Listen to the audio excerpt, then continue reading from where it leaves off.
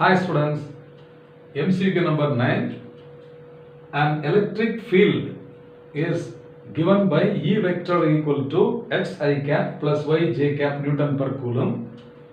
The work done in moving a charge of 1 coulomb from R1 vector equal to 3 I cap plus 3 j cap meter to R2 vector equal to 5 I cap plus 3 j cap meter is to be determined. Now the position vectors R1 and R2 are given, so the displacement of the charge can be found. So dr vector is equal to the difference R2 vector minus R1 vector. So R2 vector is 5 I cap plus 3 j cap minus R1 vector is 3 I cap plus 3 j cap. When you subtract 3 j cap and minus 3 j cap get cancelled, so that this is 5 minus 3. So 5 minus 3 I cap. So this is equal to 2 I cap. Therefore dr vector is equal to 2 I cap. Okay. Now electric field vector is given as x I cap plus y j cap. Therefore the potential difference dV is equal to E dot dr. Okay. So it is equal to E dot dr. So this is x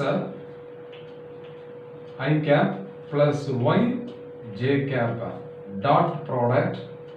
Dr vector is 2 I cap.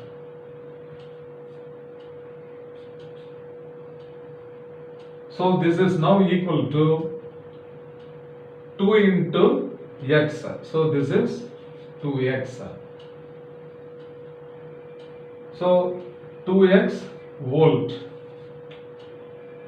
This is the potential difference between the position vector R1 and R2. But what is asked here is the work done in moving from R1 to R2. Therefore, the work done is equal to Q into dV. So Q is given as what? A charge of 1 coulomb, is it not? So this is 1 coulomb into 2x volt.